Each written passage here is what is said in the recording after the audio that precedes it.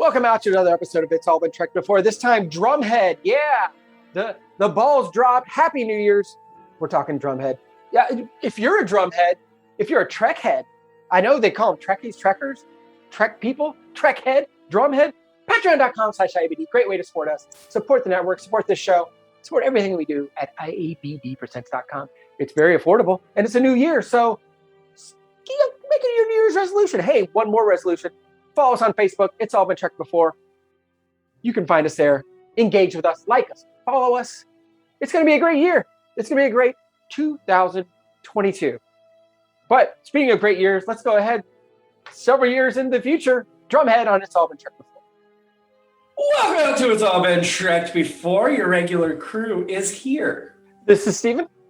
And Keith. Well, it depends on who's listening or if this is being recorded or not. It is being recorded, as Keith just found out. Jimmy-Jerome. We're here to talk the Drumhead, which has nothing to do with a drum or a musical instrument whatsoever. Well, in a way. No, it's they took their time getting to that. Yeah. About the titular line, and they worked it in, which is fine, but it seemed like a stretch, and almost in a TOS way. And there's some other, I think, TOS similarities that we'll get to eventually as well. Not necessarily good or bad, maybe a little bit of both. But I guess along those lines, I enjoyed it overall, and I felt like, or I should say, but I felt like they were kind of forcing it in certain directions that went against certain character types and so on. But yeah, I think I feel similar to Keith. I like the episode a lot. I can see why it's, at least when I looked at the charts that Wikipedia referred to, they liked it a lot. There was one that ranked at number one, and this was last year. Number one across all Trek. Which, wow. What? Hold up. Wow. So they're saying this was better than The City on the Edge of Forever. Yeah. I mean, they need their head checked. Yes. I mean, and they replaced it in the current context, which I think that part of it definitely adds some appeal. Watching it last night. I did watch it last night. I think for a while I thought, man, this is really on the nose. And then I'm like, no, it because part of the point I think of this episode was, and I think it's what Picard says, which is, we thought we were done with this, but it never goes away. You have to be diligent about this stuff. And we've learned that as a country, obviously, over the last, McCarthy wasn't that long ago.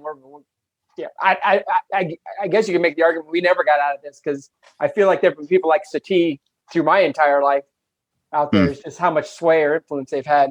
And outside of that, I did think it was a really cool episode. Great Picard episode, I guess, for lack of a better term. I have a lot of thoughts. Not as many legal thoughts as I might have. I think all my legal thoughts boil down to, I think it might be a line Picard says at some point, which is, this isn't an investigation, this is a trial. And I'm like, yeah, I was a little confused on that. When it's an investigation, I'm like, okay, all's fair, kind of. But I kind of would like to have if I'm Tarsus, I'm getting ahead of myself, but if I'm Tarsus, I'd like to have my lawyer there. And eventually he does. Is the term inquest? Looking that up right now. Yeah. So, but we'll get more into that as we go along. This might be a small part of the syllabus of my Star Trek in the Law course once I get it together. But it's another something I can add. Yeah, I happened to see that Michael Dorn, who plays Worf, said this was his favorite episode of the series. Yeah. And he cited the final scene as being part of that, which it's a great final scene. We'll talk about it at the end. It is. Pin in that. Jerry, it makes sense to put it there. At the end, I mean. Sorry. Yeah. Jerry Taylor, who we've talked about before, wrote this episode, but she called it her favorite of Next Gen. So I had that in my head going into it, but I think I can see where they would say that. And I do think if we'd seen this episode 20 years ago, or when it aired, which at this point was like 30 years ago, I think we'd think more highly of it. I feel like what it was trying to do was interesting.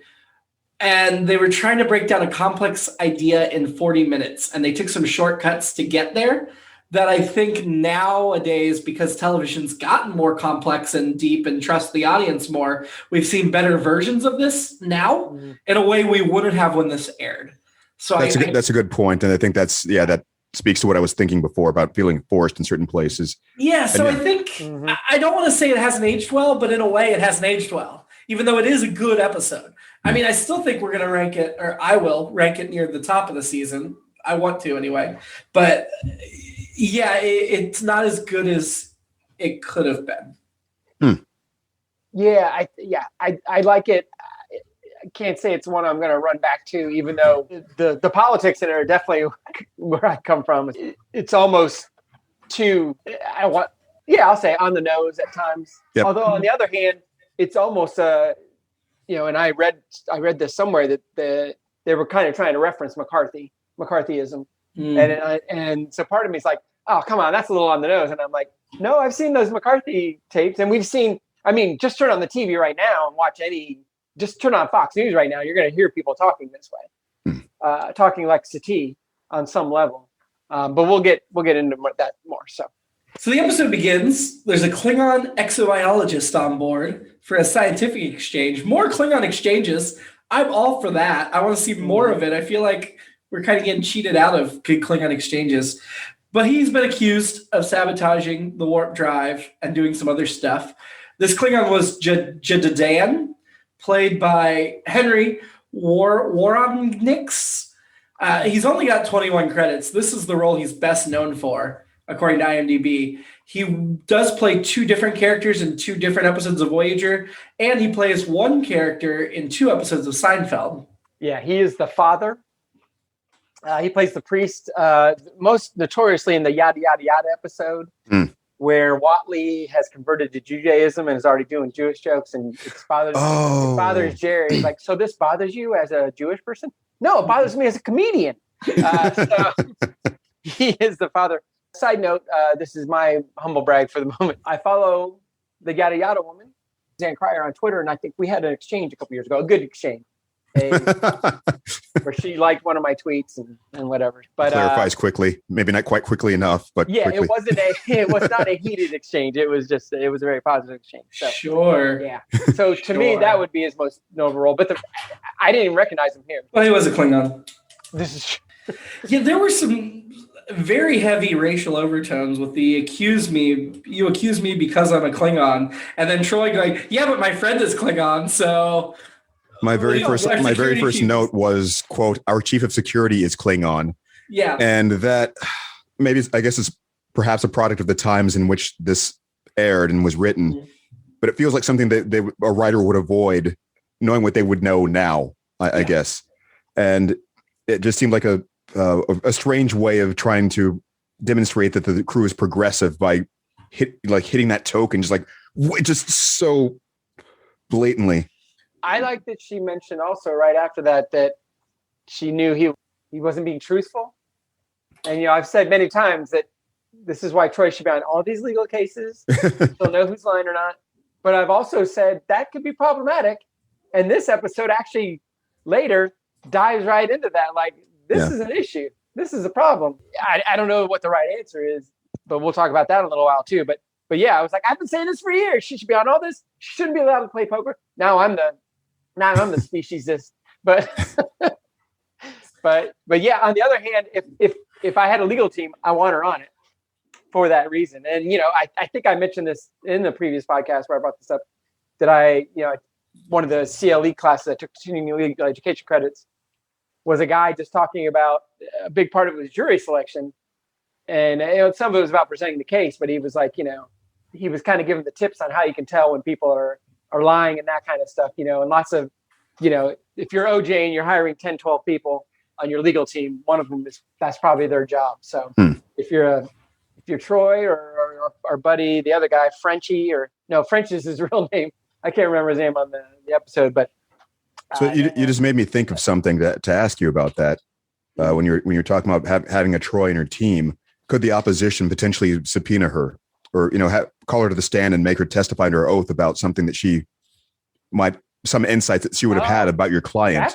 That's a good question. You mean, so make her have it backfire on you by having her have access to things that, that type of, was the defendant lying about this, et cetera? She couldn't answer anything about her client, attorney-client privilege.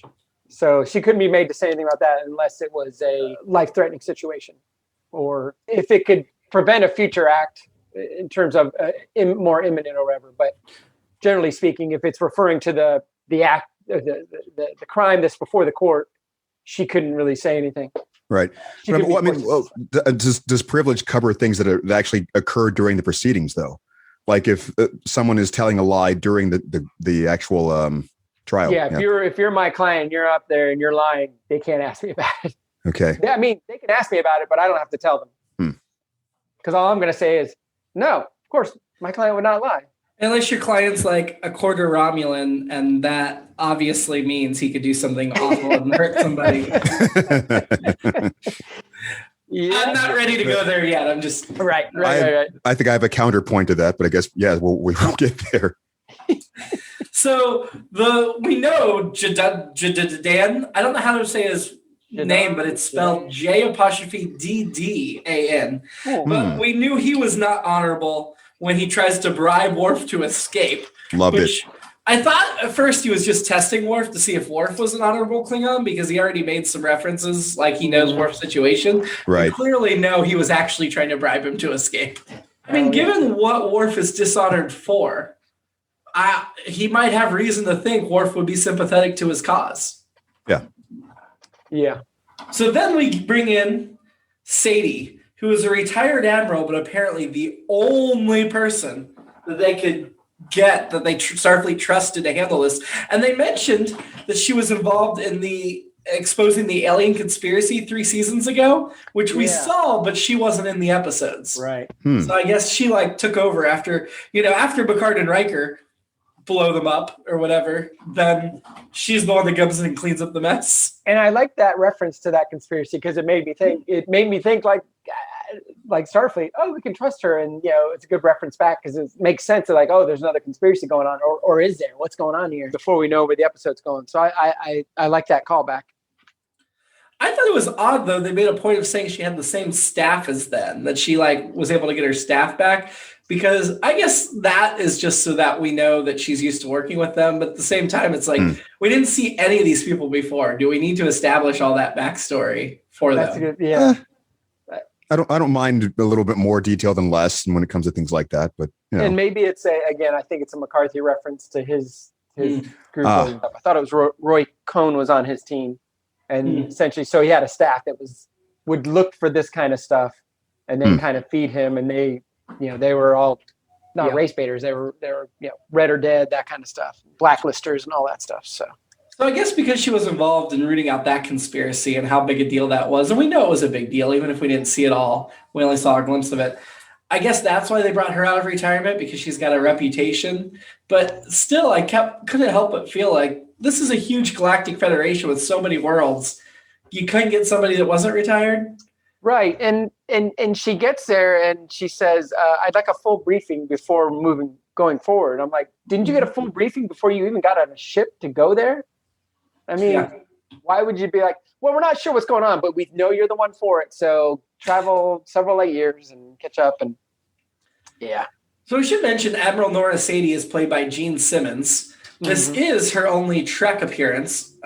We don't see this character again, but she does have 95 acting credits, best known for the movie Guys and Dolls, Spartacus, the Laurence Olivier Hamlet. She played Ophelia. Yep. And she was Grandma Sophie in Hal's Moving Castle.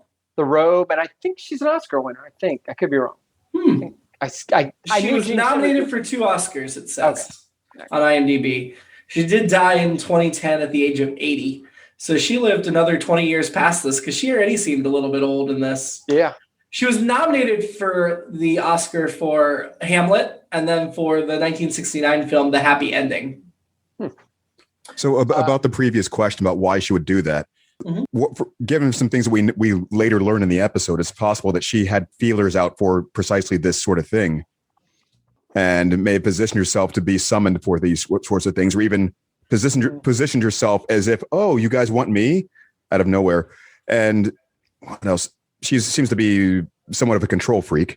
Yeah. And she has had a speech about that, which made it seem like she wasn't going to be, but ended up being that way anyway. So that's another thing that speaks to her having her close-knit team, coming in and probably trying to do like a power play, putting them in the position of having to give this sort of readout and report to her, like, here, offload everything that you know so I can take control of it, you know.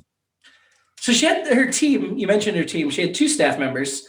Nellen Tor was played by Anne Shea, who is best known for this role. She only has 5 IMDb credits.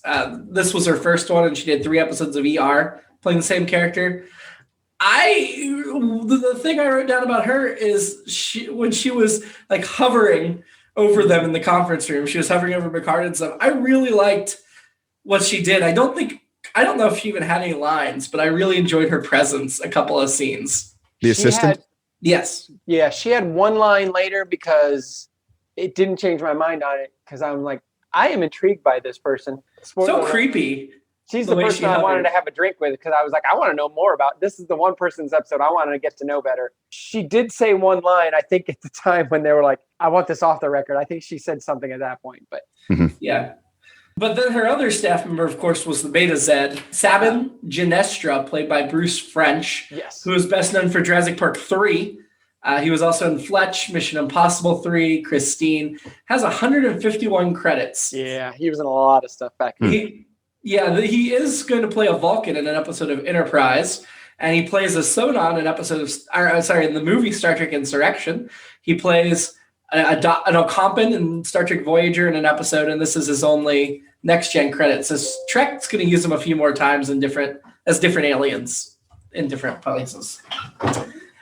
He, as Stephen mentioned at the top of the podcast, does a lot of things that we wondered about if Troy doing. He doesn't seem to have any moral complications with using his telepathy to out people. Yeah. Well, I mean, it's a job, though, right? I mean, should he? I don't know. And that's an interesting question because, I mean, Betazeds, out of politeness and decorum, we know aren't just constantly probing everybody's thoughts. Because if everybody did that on their home world, it would be like insane and intolerable. But at the same time, we don't know. We haven't had that discussion among Betazeds of do they feel is acceptable to use the gift? And is he an outlier for doing this, or is this something Betazeds do all the time? Other Betazeds in other positions. I don't know. That's not clear. Well, first of all, to prevent us from getting letters, they are Betazoids from Betazed. Yes. But also, Troy doesn't seem overly upset with him for doing what he's doing, so I don't feel like he's... Freakazoids are from Freakazoid, of course. Yes. No, I was going to say, I feel like they've covered it in previous episodes where it's more of a human convention that they're doing for human benefit or like the way Loxana puts it, it's like they're supposed to be freely sharing thoughts already on their planet, but around a human company and the company of people who are not telepathic, they try to cut back on mentioning it to them out of politeness. I guess that was my impression. Yeah, I mean, I think, and I mentioned it, I just did look up Roy Cohn, who was on McCarthy's staff, and I think that was supposed to further parallel the McCarthy connections, but I think it's a tricky thing as far as if you can read other people's minds. Obviously, like I said, it'd be effective, but then I guess the Betazoid is also on trial in some way. Mm-hmm. So yeah, this goes back to your point, Keith, in the sense of, I mean, do we know that French is correct in what he was saying, or is he just, and I guess the same would go for Troy or anybody else saying, well, this is what they're thinking. So to go back to Roy Cohn, I'll just read this one line. Modern historians view his approach during those hearings as dependent on demagogic, reckless, and unsubstantiated accusations against political opponents. In this instance, it was against Tarsus and then a Picard. I mean, he didn't do all of that, but he definitely was, saying, well, here, this is what's in your mind. He was definitely ruthless. This will not surprise you that Roy Cohn was a certain ex-president's attorney and mentor from 1973 to 1985. Are we talking about George H.W. Bush? No, I'm kidding. Eisenhower, of course. Washington, I don't know. Washington. He didn't tell a lie, so that's his whole image, and they were kind of... It was definitely Obama. So the Sadie's crack team, when they show up, seem very good at what they do and competent, and immediately win us over. They crack the Klingon very early in the episode. I feel like as this episode progresses several times, I feel like it changes course. Like, oh, this is what the story is. Nope, we're past that. Now we're on to further. And so one of the first things was outing that Klingon, which I heard that, it's another Klingon providing information to the Romulans. And I'm glad they followed up by saying, Starfleet thinks there might be a potential alliance here between these two people, because it's happened several times in the series. Right. We should address it as a pattern and not. And I like those allusions to other episodes again. And they said the Klingon had Balthazar syndrome. Is that what he had to take those injections? Something I didn't catch what the I didn't look that up either. But I think the fact they jump into the episode right off the bat, like, here's where you are, da-da-da. Okay, we know this guy did a bad thing. And then, I would, and I'll give the episode credit for that. I was like, oh, we're going all these different directions. So, and to that point, when Tarsus gets on the stand, I'm like, God, either this guy is the worst witness ever, or this is a red herring. And it was a little of both. I mean, the episode kind of ends up being about him, but it kind of doesn't end up being about him. It's about bigger things, obviously. But and the warp core thing being a red herring, that it was just a defect. Yeah, that was. There's some really good elements of this episode. That get me excited. We skipped over one thing though that I wanted to point out. We skipped over several things. I wasn't ready to I know what you're going to say, Keith. Was it about the injections? Sabotage. Oh, that's actually later. That's my fourth note. It is. Oh my God. But my second one was about the scientific part. Just, it was kind of like a throwaway thing they were doing, and it's like, it was such an intricate thing that I thought that was going to be such a much more important part of the episode. I was really impressed with. I don't know if it's right. I don't know if if it could be done, but the amino acid signature, having the extra proteins in somebody's bloodstream to pass a coded message. I was like, oh my God. Yeah, I wrote that down. I thought that was the coolest spy thing, and what a great way to update it to a futuristic thing. Mm-hmm. Because if it's just him passing a piece of paper or a tablet, that it's lame. The bloodstream was a really cool element. Yeah. Sadie predicts that Worf will be extremely valuable in the trial. I don't know that ever fully pays off. But other than Picard, Worf was relatively the other one that was kind of center in this episode. So I guess maybe the payoff for that would be that, I don't know, this relates to the final scene that we're not supposed to get to yet. But maybe she was thinking to groom him to be like one of her enforcers. It seemed to be like he was starting to admire her and get on board with all that. And there's something that kind of kept kind of hinting that relationship, possibly. Good call. Well, and right after the Klingon confesses, Sadie and Genestra, the Betazoid, take Picard and Worf aside in two separate scenes. They're like, yeah, you're great. We love you. We love working with you. And I'm like, whoa, they're going way too far, buttering them up, which is my first hint that everything wasn't on the up and up, because until then it felt on the up and up, but it just seemed like it was too much of them going above and beyond to praise Worf and Picard to win them over and to get them on their team before. I didn't catch it. That went past me. I wasn't even suspicious then. I was just like, these are nice people. Just it was too much. If it was a little less, I think I would have passed. Maybe if it was just the Picard Sadie scene, I would have seen it as character development for her. But then to follow it up, or before, I can't remember if it was right before or right after the Worf Genestra scene. That was where I was like, oh, okay, yeah. Why do they need them on their team so bad? And we also should have got the hint that Sadie doesn't play well with others. That was right there in front of us. Yeah. Was the hint when she said that she doesn't play well with others, but Picard's okay? Yeah. Shortly after Admiral Sadie gives a speech about not being a Commodore, we find out that she is in fact a Commodore. Yeah, just like hey, retired Commodore, Keith. I'm totally not a Commodore. By the way, I'm a Commodore. Just the whole wow. So they start questioning Tarsus, and one of the first things Picard said, I think it's Picard, says, do you want a counsel? Do you want a lawyer? Because you can have one. And I'm like, when did they get lawyers in the Enterprise? We always have to fly to some starbase, and then they have to draft somebody because there's no lawyers around. I guess at this point he's just saying, do you want Riker? Because Riker, I guess, is official, unofficial. Like, lawyering is his hobby. Because then later they give him Riker. But at the time, I'm like, do we now have lawyers on the Enterprise? Because we probably should have them by now. It's overdue, yeah. Yeah. Tarsus, did you like the makeup on his ears? Yeah, because I thought it was subtle enough that I didn't notice it until they said, well, his grandfather was Vulcan. Mm-hmm. Or I was like, oh, yeah, that's a nice little... I mean, I thought the makeup job was actually pretty bad. Yeah. But at the same time, I like what they were trying to do. Mm. It looked like maybe his ears were chafed, maybe even out in some cold weather. Yeah. Sadie uses the betas as Zoid, and Picard doesn't like that. And I like the part where Sadie says, "Don't you use Troy for the same thing?" And he's like, "Yeah, but maybe I shouldn't." Like that's that moment where when he sees somebody else do it, he realizes his own mistakes. And I like that Picard can admit that he's made a mistake, and he's not just. I mean, because Picard can be arrogant. He really can. He can be egotistical. He can't believe he's the only one that knows it's right. And here we see that vulnerability and why he's a good captain and a legendary captain, because he makes that allowance of, I was wrong. Yeah, and I think you see a lot of that in this episode. And at the same time, he seems very strong because of it. Yeah. Later, I will contrast that with Kirk, and not necessarily in a bad way, just of course not. I'm not going to put Kirk in a bad way.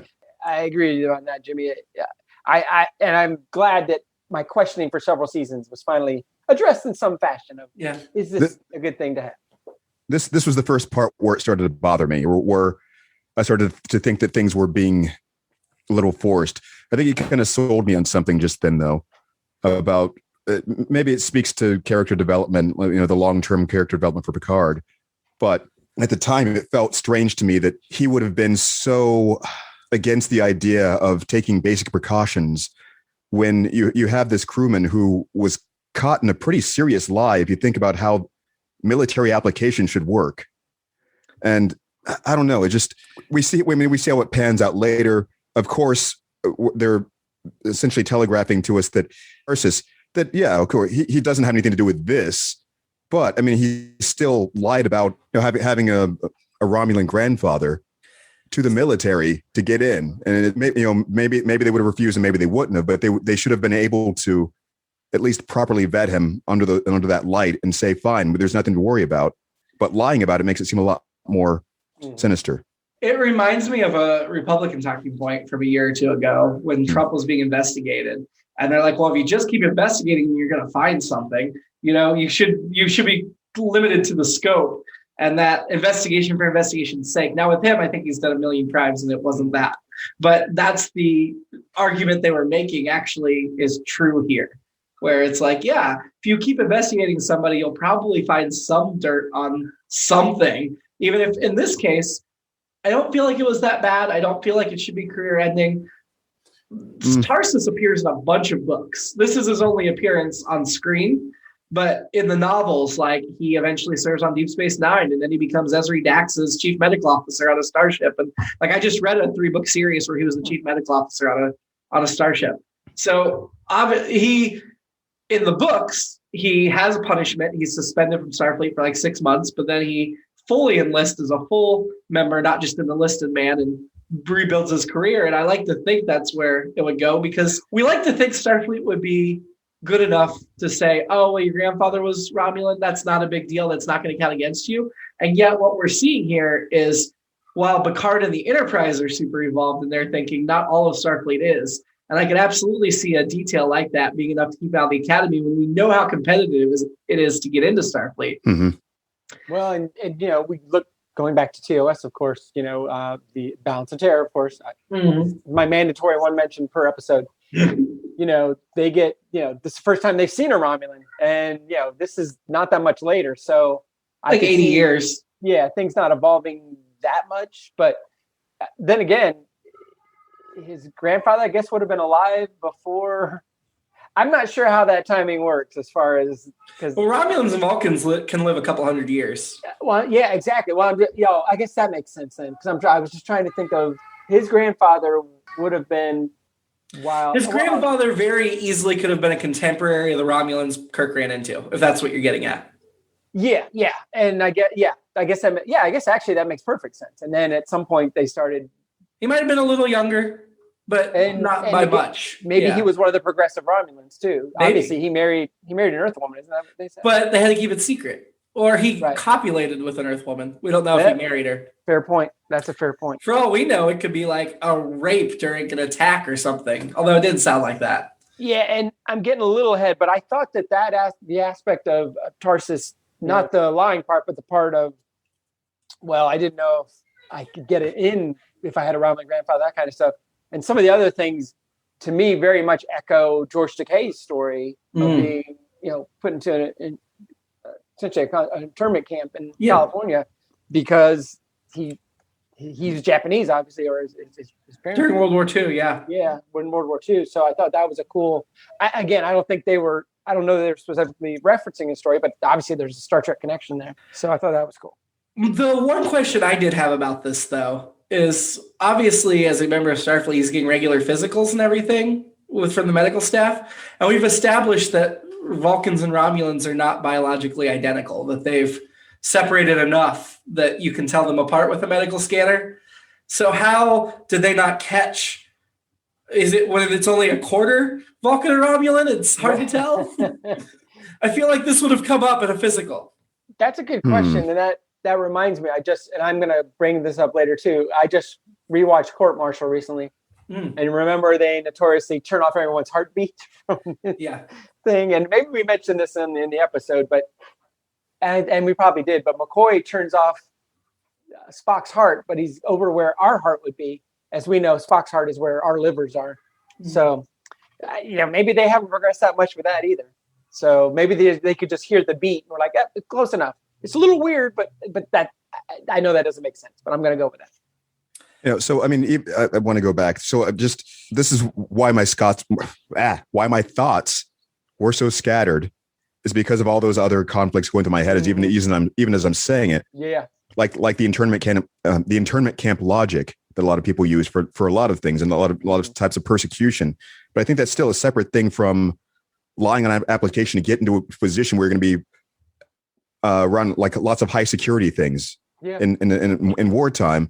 And again, it's if somebody makes a decision, you're fine, whatever. But try to do an end run around that kind of investigation and just lie about it, I think that should put you in an incriminating light. And just specifically for being around high risk security things. Sure. I think we should mention that Tarsus is played by Spencer Garrett, who's best known for, he's got 224 IMDb credits. He was in Yes Man, Air Force One, Once Upon a Time in Hollywood, Bombshell. He's been in Bosch recently. He's still acting. The Comey Rule. His upcoming project, and this is the sports part of the podcast, he's going to play Chick Hearn, legendary Los Angeles Lakers TV and radio announcer in the Untitled Los Angeles Lakers project. Actually, I think it's going to be called Showtime, but it's going to be an HBO thing coming up soon. So that'll be confusing. I think he's perfectly cast for that. So he does not have any Seinfeld credits, but he does have one more Trek credit in Voyager. He plays a different Starfleet officer, but there was some speculation on Memory Beta, the non-canon, that it might be the same, that because the character he's playing in Voyager is a hologram of a human that aliens are using to train against humans, it could just be based on Tarsus. And that's why they could use the same actor, but who knows? My point in bringing that up before about Picard and like the whole hesitancy, I guess that's what made it felt like they were doing that just to get a quick conflict or to manufacture the conflict for what was happening in the situation. But I mean, it's certainly seemed more complex as the episode progressed, but that something about the turn at that time was what sort of rubbed me the wrong way. See, I think Picard did turn a little too quick, but I also think Sadie, with that open hearing thing that she surprised him with, also made a real quick turn to villain. And then Crusher's little defensiveness right there, defending Tarsus, was also a big sign of, okay, no, audience, if you weren't sure about this lady, Crusher's against her, so we're against her. I initially liked I think generally I like the idea of open hearings, but when it became obvious the reason she wanted an open hearing, which again backfired on her really, but yeah. Well, I'm not saying she should have had an open hearing, although I don't think she should have, but whether she should have or not is beside the point because of the way she went about doing it. Yeah. I think that's what prompted my Commodore comment too. It just seems pretty quickly after that we felt like, oh, they're getting along. That's pretty good. Surprise. I do think she was better developed than most Commodore characters, though, and more complex. Yeah. Speaking of which, I'm going back a little bit here. When she and Picard have dinner or whatever, he mentions that her grandfather was her father. Her father. Yeah, he read required reading at the academy, which I feel like we've heard that maybe not a million times, but several times. Somebody, so and so, or this or that was. What is the curriculum at the academy? Are there majors? I don't know, but I was the deal. I was just glad that he'd only read about it instead of being friends with her father. Yeah. I was tired of them knowing everybody. Yeah. That's a very good point. That is a saving grace. Yeah, because I don't know how it works at the U.S. Naval Academy. I know not everything they study is blowing things up.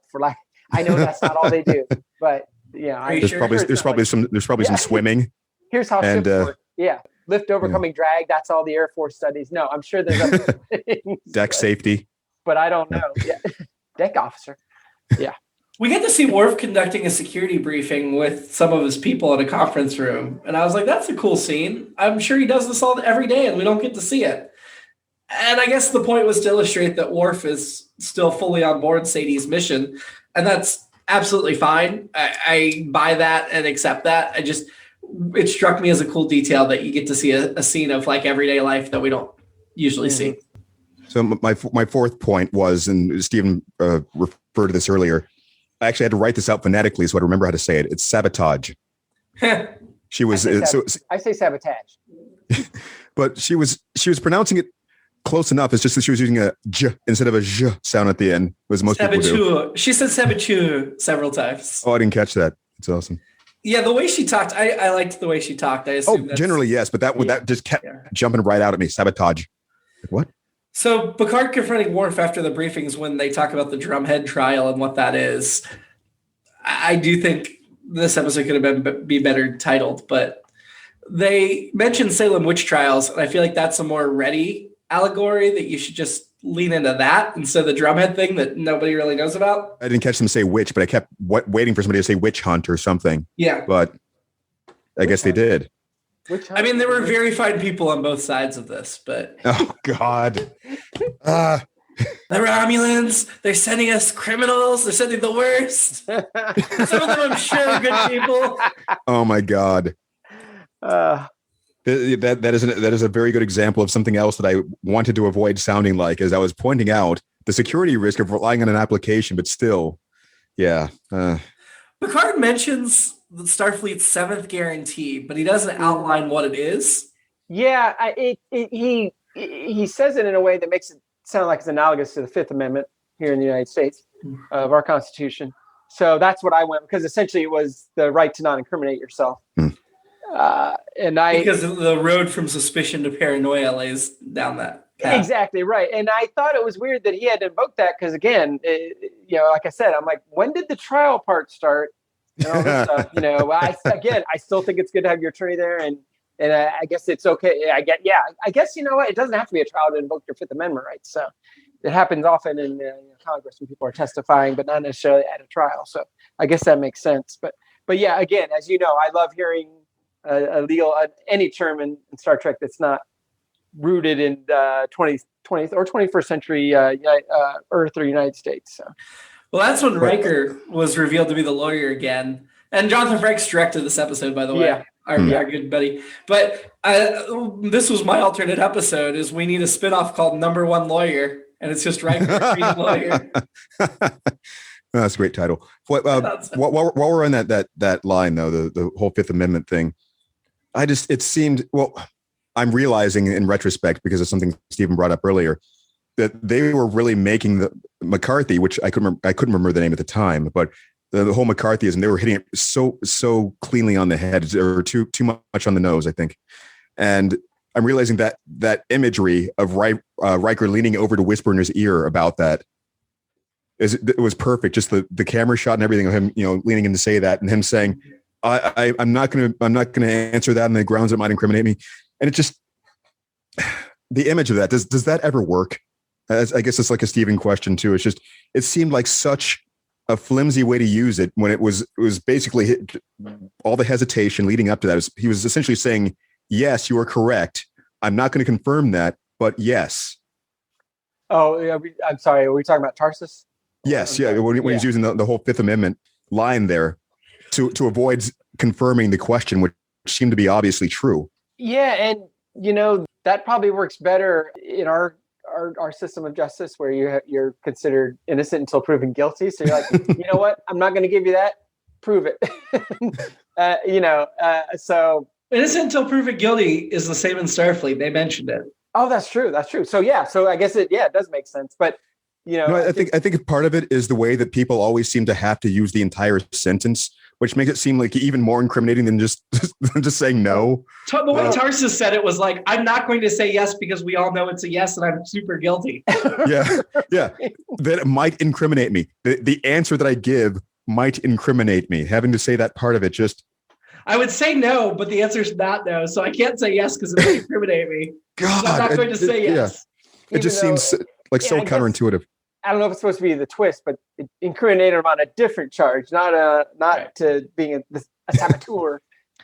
Do you think Tarsus deserved to have his career ruined and be drummed out? Because I don't. I see what you did there. Drummed. That was not intentional. That's where I was going with the whole application thing. I mean, I feel like people get worse deals for doing less than something that should be considered pretty severe under the circumstances. As a character, as a person, probably not. How long had he been in Starfleet? Several years. At least like 5 or 6 years. I guess that they looked at the totality of his record and circumstances. Right. He proved himself. So, but I'm not saying he should get some form of punishment, right? But I don't think he should lose his career over it. I agree.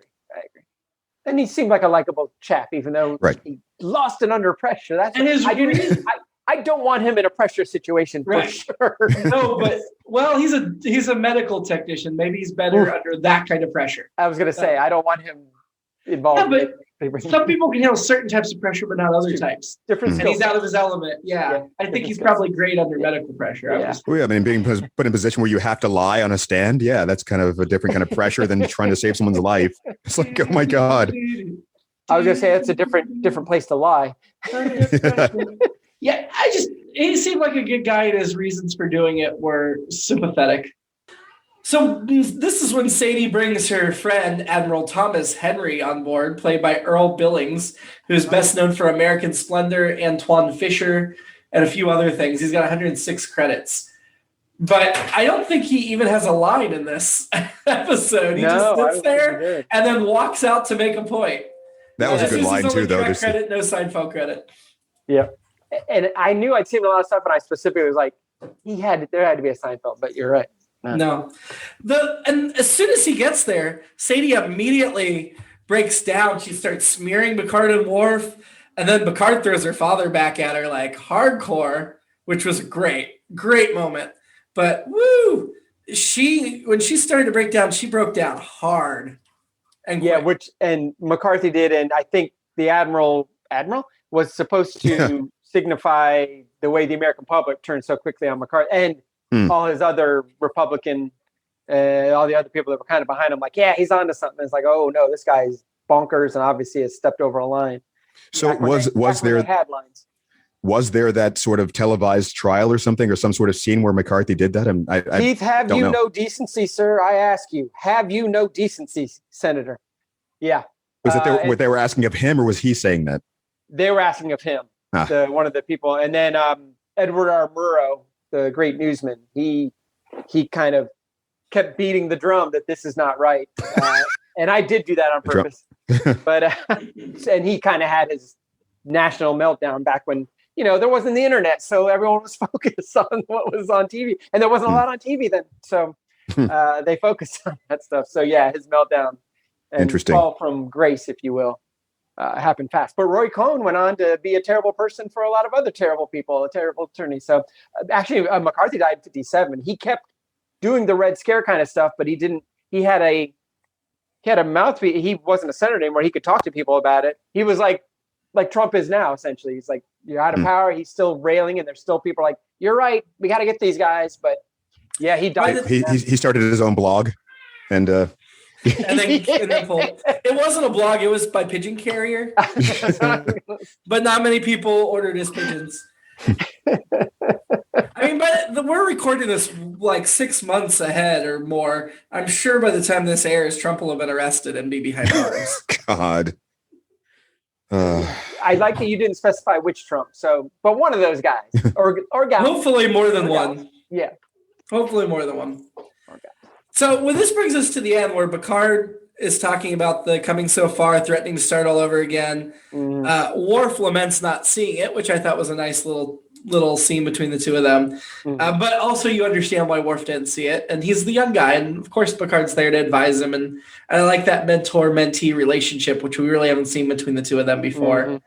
And then that final line about vigilance is the price we have to continually pay. I thought it was a relatively strong ending.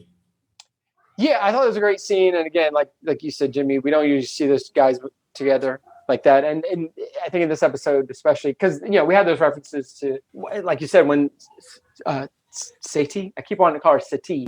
It is Sadie. That's the way we're pronouncing it in the episode anyway. I'm probably mispronouncing it. I was thinking of, I thought I was going into Star Wars territory, but certainly felt that way, that name, doesn't it? Yeah. Satine. Yeah. I think they meant this another thing Star Wars ripped off from because Worf was also being painted with that broad brush of, well, you're a Klingon and you didn't do so great. And, this kind of gets back to it again. I hate to go back to Trump again, but what you were saying, Jimmy, about, you investigate enough stuff and you open it up because those guys, Satie's team just started like, well, what about this and this and this? And objection, that's outside of scope. All of that was outside of scope of this. And that's where McCarthy started going too. And that's what Cohn was doing was, well, even if you're not a communist, you're a liar, you're a drunk, adulterer, whatever, that kind of stuff that, kind of draw it in. And you know what, if you don't tell us what we want, then you're going to be up there, that kind of thing. So, wow, that was a lot of it too. The whole Red Scare thing.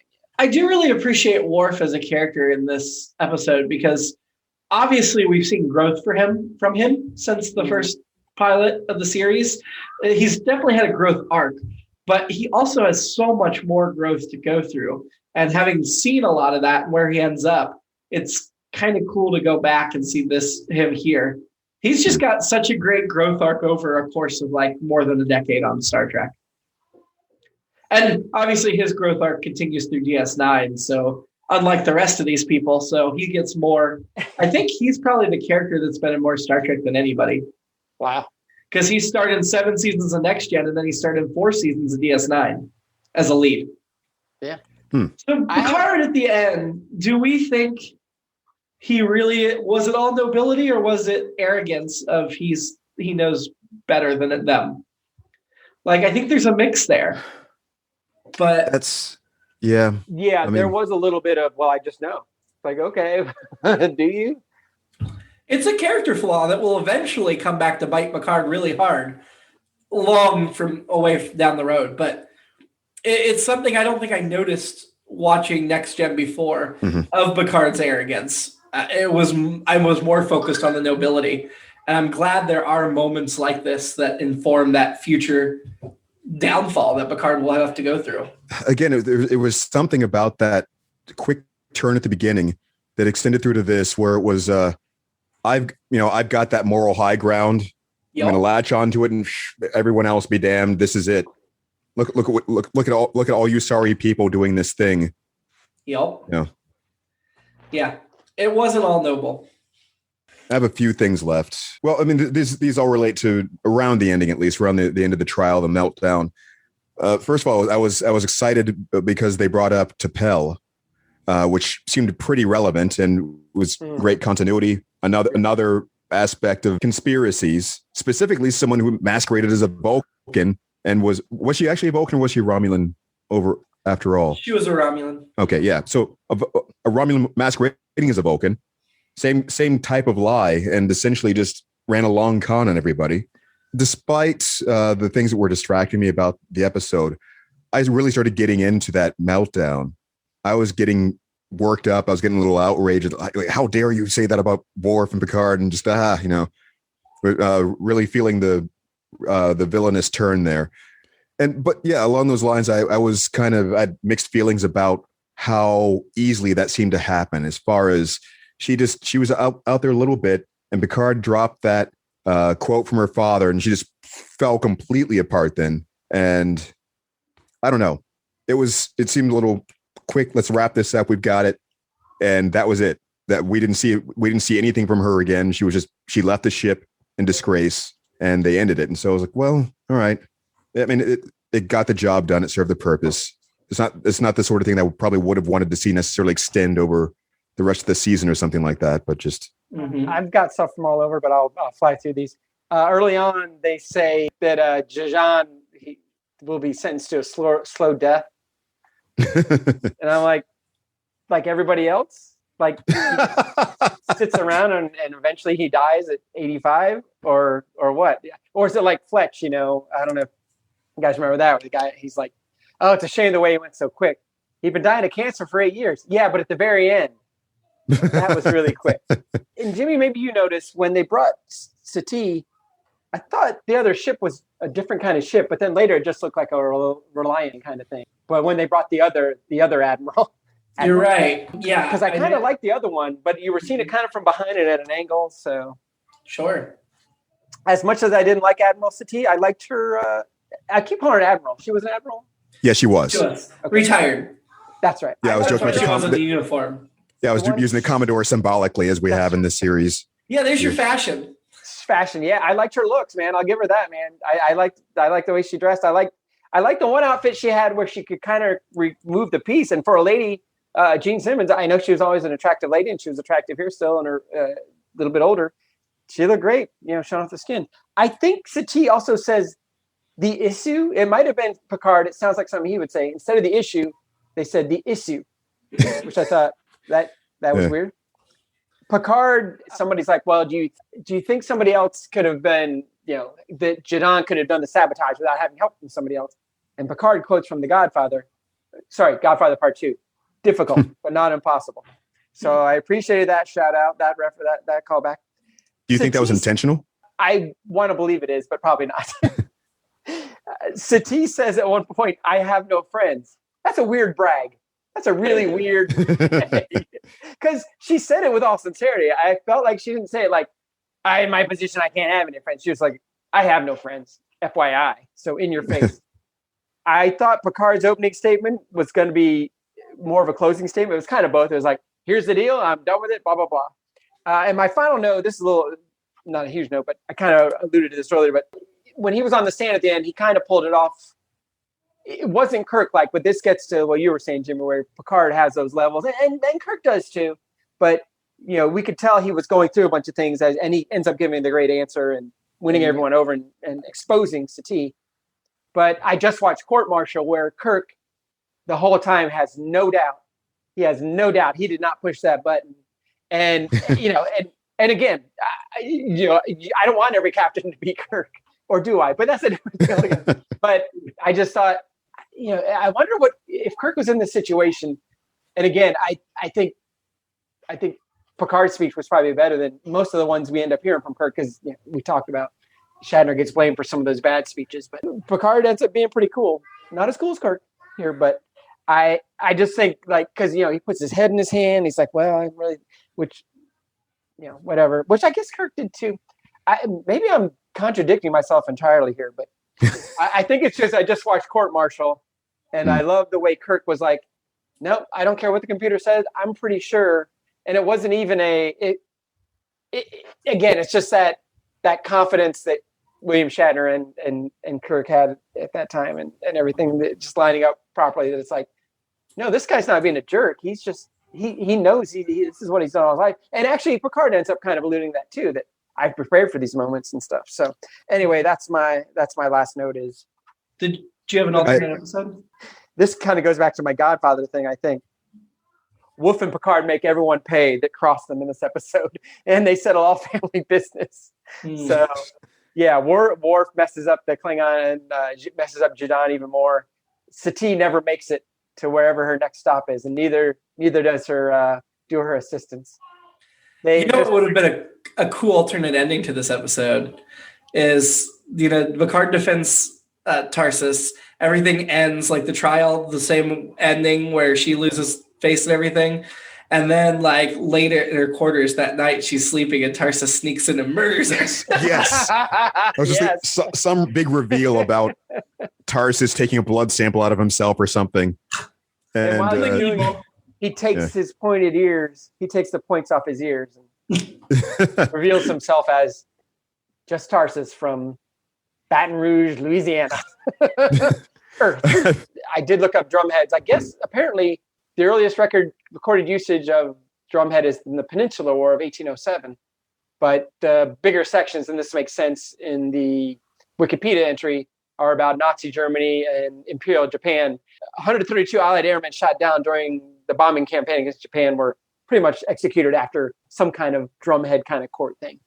So what exactly did the drumhead do? I mean, I don't feel like I got an adequate explanation for that. It was just something they could write on if they didn't have parchment around or didn't have paper or whatever around. So like directly on the drumhead itself or as a surface? The term is said to originate from the use of a drum as an improvised table, the drumhead forming the writing surface, whether they're writing, I shouldn't say no paper, something to write on instead of somebody's back or whatever. So they actually have a picture here too.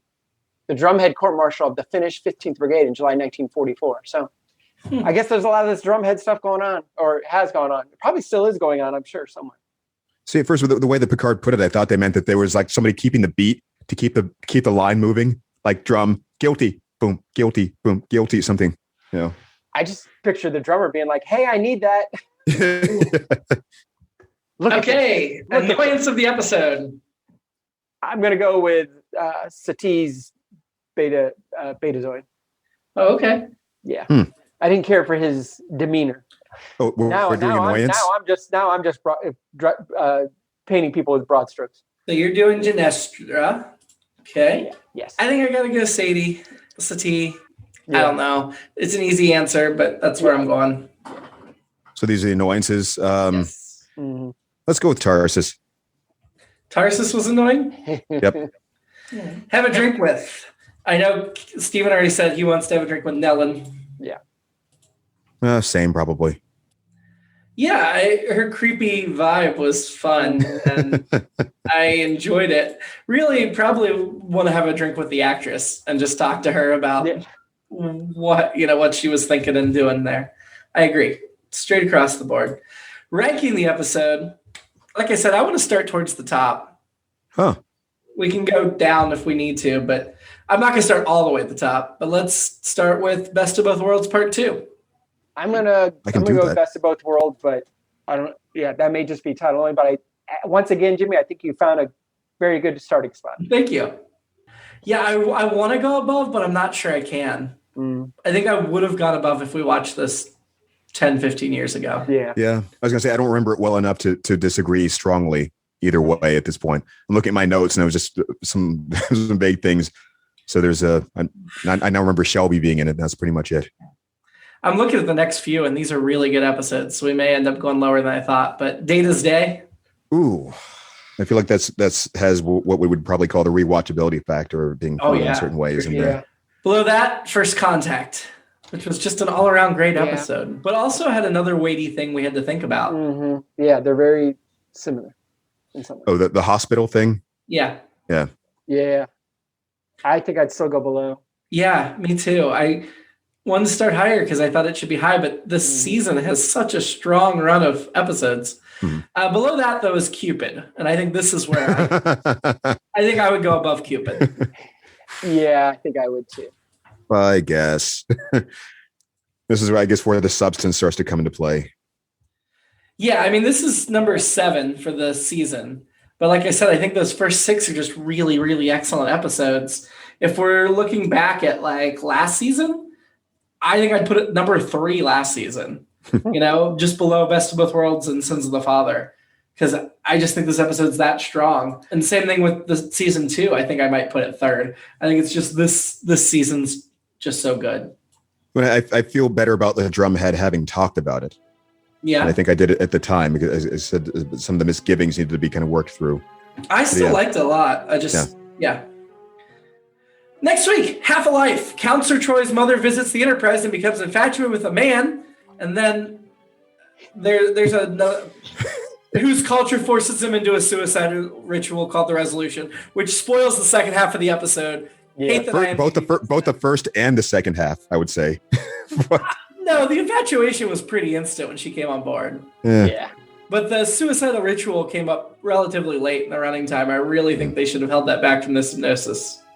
Yep. Although you could argue Half Alive kind of gives it away too. If you you knew. Anyway, until then, live long and free. And prosper. Sorry. I do have a confession to make. You let me do this podcast because I said my grandfather was Vulcan, but he was actually Romulan. So next week you'll return without me. No. Career over. Just my podcasting career.